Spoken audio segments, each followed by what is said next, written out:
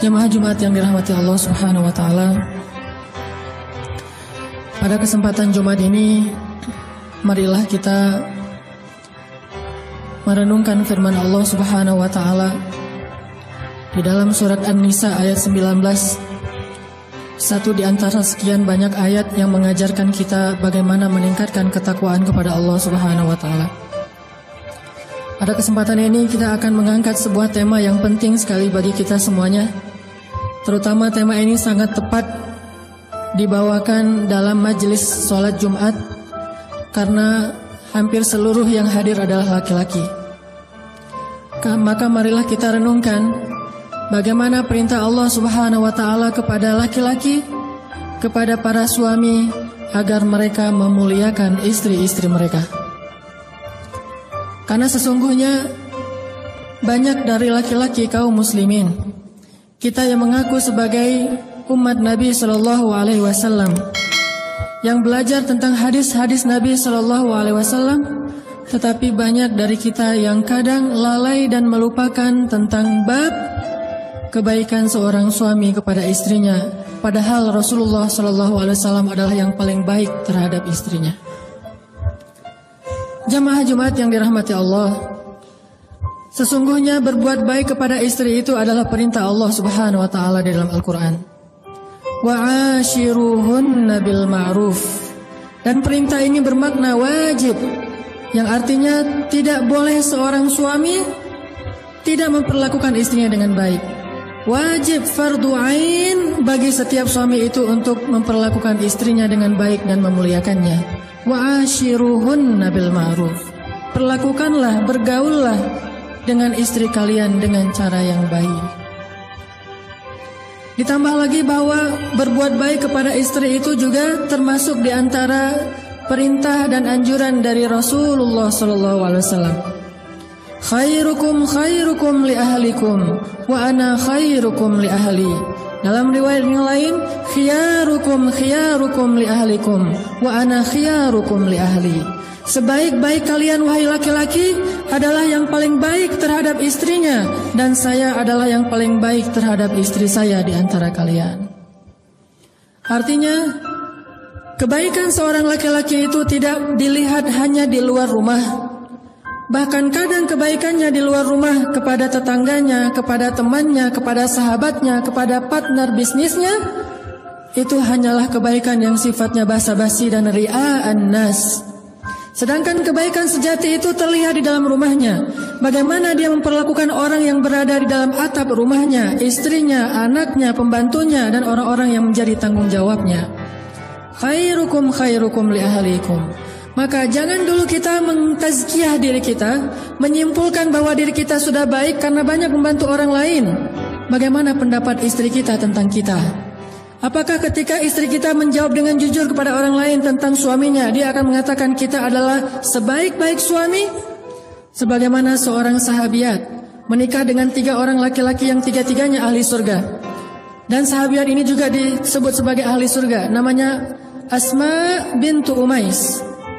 Asma bintu Umais pernah menikah dengan Ja'far bin Abi Thalib, dan dia mengatakan Ja'far itu sebaik-baik suami.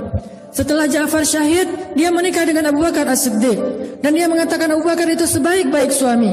Setelah Abu Bakar wafat, dia menikah dengan Ali bin Abi Thalib, dan dia mengatakan Ali adalah sebaik-baik suami. Apa pendapat istri kita tentang kita? Itulah penilaian yang paling jujur dan paling objektif yang dikatakan oleh Nabi. Sebaik-baik kalian adalah yang paling baik terhadap istrinya, bukan yang paling baik terhadap orang lain. Lihat di dalam rumah tangganya terlebih dahulu. Dan Nabi SAW kemudian juga mengajarkan, aku adalah yang paling baik di antara kalian kepada istriku. Artinya, kalau kalian ingin menjadi orang yang baik kepada istri kalian, belajarlah dari Rasulullah SAW. Karena sesungguhnya Rasulullah la'ala khuluqin azim, berada dalam akhlak yang paling istimewa dan paling agung. Sehingga ketika Allah berfirman, wa'ashiruhunna bil ma'ruf, wahai para laki-laki, pergaulilah istri kalian dengan cara yang ma'ruf, dengan cara yang baik. Lalu kita bertanya, ya Rabb, bagaimana cara kami mempergauli istri kami dengan cara yang baik? Maka Nabi menjawab, contohlah kepadaku. Contohilah Rasulullah dalam memperlakukan istri beliau. Sesungguhnya beliau sebaik-baik teladan dan contoh bagi orang yang beriman.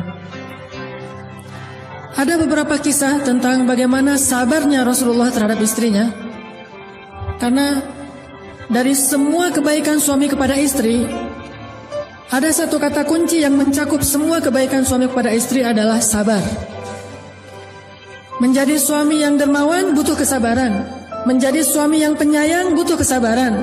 Menjadi suami yang mampu bersabar dalam mendidik atau baik dalam mendidik juga butuh kesabaran. Mungkin salah satu kata kunci untuk menjadi baik kepada istri itu adalah memiliki sifat sabar di atas rata-rata. Ada seorang sahabat bertanya kepada Rasulullah SAW, "Ya Rasulullah, berapa kali harusnya seorang suami bersabar terhadap gangguan istrinya dalam satu hari?" Berapa kali idealnya seorang suami bersabar terhadap istrinya dalam satu hari? Mungkin kata-kata istrinya, mungkin sikap istrinya, mungkin raut wajah istrinya, mungkin ketidaktaatan istrinya, mungkin bantahan istrinya, mungkin. Berapa kali idealnya seorang suami yang salih, suami yang beriman, bersabar terhadap kekurangan istrinya dalam satu hari? Maka Rasulullah SAW menjawab 70 kali. Pertanyaannya, sudah berapa kali dalam sehari kita mendapatkan rasa tidak nyaman dari istri kita? Apakah kita menghitung sampai 70 kali? Seandainya belum 70 kali, maka Nabi seolah-olah mengatakan harus sabar. Ya Rasul, sudah 30 kali, sabar. Ya Rasul, sudah 40 kali, sabar. Sampai 71, maka baru kita boleh mengambil tindakan-tindakan yang diajarkan di dalam surat An-Nisa. Maka kesabaran yang baik, sabran jamila, sabar yang indah yang diajarkan di dalam Al-Quran, kalau dalam bab suami istri adalah bersabar sebanyak 70 kali dalam sehari terhadap kekurangan dan gangguan istri kepada suami. Banyak suami yang ketika istrinya sekali membuat dia tidak nyaman, dia langsung menjudge bahwa istrinya ini istri durhaka, bahwa istrinya ini tidak taat kepada suami, bahwa istrinya begini dan begitu. Dan yang lebih parah lagi, terlalu mudah mengeluarkan kalimat "saya talak kamu" atau "kamu pulang kepada orang tuamu" dan seterusnya. Padahal dia belum merasakan kesabaran sampai 70 kali dalam sehari. Dan tidak usah 70 kali, bahkan mungkin 10 kali pun tidak dalam sehari. Lihat bagaimana kesabaran Rasulullah SAW terhadap istrinya. Ada banyak kisah. Salah satunya kisah ketika suatu hari Aisyah ngambek kepada Rasul, marah kepada Rasul.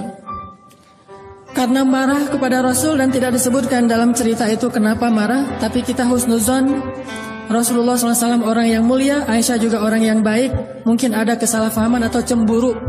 Akhirnya Aisyah marah kepada Rasul, saking marahnya Aisyah minta untuk diizinkan pulang ke rumah ayahnya, ke rumah Abu Bakar As-Siddiq. Dia ingin mengadukan masalahnya kepada ayahnya, yaitu Abu Bakar As-Siddiq. Kemudian Nabi mengatakan, "Ya Aisyah, kalau gitu saya temani malam-malam." Akhirnya Rasulullah menemani Aisyah, mengantarkan Aisyah ke rumah Abu Bakar.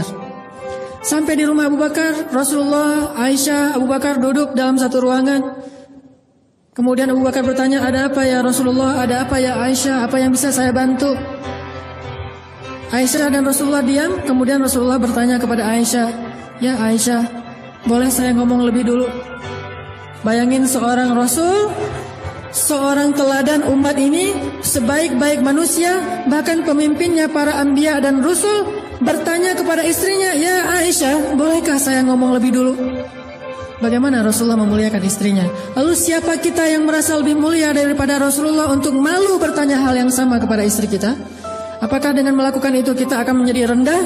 Sesungguhnya tidaklah seseorang merendahkan dirinya karena Allah, kecuali Allah akan meninggikan derajatnya. Rasulullah bertanya, "Ya Aisyah, boleh saya ngomong lebih dulu?" Lalu Aisyah mengatakan, "Boleh, dengan syarat jangan katakan kecuali kebenaran." Kata Aisyah, "Boleh, dengan syarat jangan katakan kecuali kebenaran." Siapa Rasulullah? Siapa orang yang dia katakan itu? Rasulullah yang tidak pernah berkata kecuali kebenaran. Al-Amin, As-Sadiqul Masduq, orang yang benar dan dipercayai, orang yang diamanah, yang langit saja percaya kepada dia apalagi bumi. Tapi Aisyah mengatakan, jangan katakan kecuali kebenaran. Kalimat ini membuat Abu Bakar merasa sangat kecewa kepada Aisyah dan malu kepada Rasulullah, sehingga akhirnya Abu Bakar memarahi Aisyah. Ya Aisyah, bagaimana kamu mengatakan hal demikian kepada orang yang Allah saja percaya kepada dia dan dia tidak pernah mengatakan kebohongan? Apakah kamu berpikir Rasulullah akan berbohong? Ketika Abu Bakar marah dan ingin memukul Aisyah, tiba-tiba Rasulullah menahan Abu Bakar dan melindungi Aisyah di belakang tubuh beliau. Ketika Rasulullah menahan Abu Bakar dan melindungi Aisyah di belakang tubuh beliau, Rasulullah kemudian menegur Abu Bakar dengan mengatakan, ya Abu Bakar, bukan untuk ini kami datang ke sini, agar engkau menyakiti istri saya, tetapi kami datang ke sini untuk mendapatkan nasihat darimu. Kemudian Rasulullah menoleh ke belakang sambil tersenyum ke arah Aisyah dan mengatakan, ya Aisyah, lihat bagaimana aku membela kamu. Ini kesabaran Rasulullah SAW. Diperlakukan dengan kata-kata yang mungkin bagi seseorang yang merasa dirinya soleh, ahli ibadah, banyak tanggungan, seorang pemimpin, merasa dirinya mulia, ketika istrinya mengatakan hal demikian di depan orang lain dia akan tersinggung. Tapi Rasulullah malah membela Aisyah, lalu tersenyum kepada Aisyah sambil mengatakan, lihat Aisyah, bagaimana aku membela kamu. Kemudian mereka kembali ke rumahnya dalam keadaan damai. Wa'ashiruhunna bil ma'ruf. Perlakukanlah istri dengan cara baik. Kemudian dalam kisah yang lain, bagaimana Nabi orangnya easy going, gak terlalu kaku, gak gampang baper terhadap istri. Dalam sebuah adegan, suatu malam Rasulullah SAW atau suatu hari Rasulullah SAW sedang duduk bersama Aisyah di rumah. Waktu itu Rasulullah tidur di atas pangkuan Aisyah. Dan hari itu Aisyah baru saja membuat kue khusus buat Rasulullah. Tiba-tiba datang istri Nabi yang lain namanya Saudah. Saudah ini salah satu istri Nabi yang tua. Datang kemudian bertamu ke rumah Aisyah, duduk di antara Rasulullah dan Aisyah. Karena Saudah waktu itu bertamu, Aisyah berkata kepada Saudah, ya Saudah, ini kue buatan saya loh. Coba kamu rasain, coba kamu makan, kata Aisyah kepada Saudah.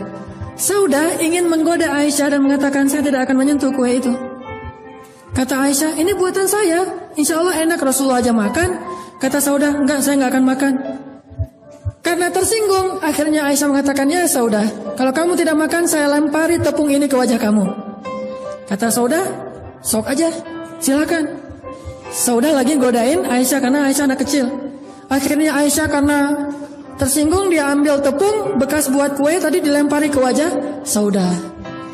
Tadi Rasulullah sedang dalam keadaan duduk dan tiba-tiba Rasulullah mengangkat kakinya dan meletakkan di atas paha Aisyah seolah-olah manja. Tapi sebetulnya Rasulullah menahan tubuh Aisyah dengan kakinya sehingga Aisyah tidak bisa bergerak. Lalu Rasulullah melirik ke arah Saudah dan memberi isyarat, balas wahai Saudah. Jadi Aisyah melempari Saudah dengan tepung, Rasulullah menahan kaki Aisyah dan melirik ke arah Saudah dan memberi isyarat, balas. Lalu Saudah membalas dengan melemparkan tepung ke wajah Aisyah. Akhirnya mereka saling lempar-lemparan tepung. Rasulullah hanya tersenyum saja. Tiba-tiba terdengar suara salam dari seorang sahabat, Umar bin Khattab. Assalamualaikum. Langsung Saudah dan Aisyah lari masuk ke dalam kamar karena takut kepada Umar bin Khattab. Lalu Rasulullah membukakan pintu, Umar masuk. Tiba-tiba Rasulullah senyum-senyum. Umar bertanya, ya Rasulullah, kenapa engkau tersenyum, ada apa? Rasulullah mengatakan, lucu, kata Rasulullah. Ada apa ya Rasul? Itu istri-istri saya, barusan mereka lempar-lemparan tepung, tapi begitu datang kamu mereka langsung lari ke dalam kamarnya karena takut kepadamu. Mendengar kata-kata ini, Umar tersinggung kepada istri Nabi dan kemudian berteriak, wahai istri-istri Nabi, kalian takut kepada saya tetapi tidak takut kepada Rasulullah? Lalu istri Nabi di dalam kamarnya menjawab, ya, karena engkau seorang yang ghalidun syadid, orang yang kasar lagi keras, sedangkan Rasulullah itu orang yang halim, orang yang sangat menahan amarah dan lembut. Kemudian Umar pun tertawa dan selesailah urusan di antara mereka. Tidak terlalu diambil serius, tidak terlalu kaku. Dan jangan melihat sejarah ini dari sudut pandang fikih. Kadang-kadang kita melihat sejarah dari sudut pandang fikih dan menjudge sejarah. Di antara contoh menjudge sejarah itu kita akan bertanya, lah itu kan tepung jadi mubazir. Bukankah kita tidak melihat adegan aslinya? Mungkin saja tepung itu masih bisa dikumpulkan lagi dan dipakai untuk membuat kue yang berikutnya. Jadi jangan menjudge sejarah karena kita tidak menyaksikan sejarah. Ambil saja hikmah dan mau'izahnya. Sesungguhnya Rasulullah bersabar dan salah satu cara Rasulullah sabar, Rasulullah gak gampang baper terhadap istrinya. Baik kata-kata, sikap dan seterusnya. Sehingga beliau tetap wa'ashiruhunna bil ma'ruf. Barakallahu li wa lakum.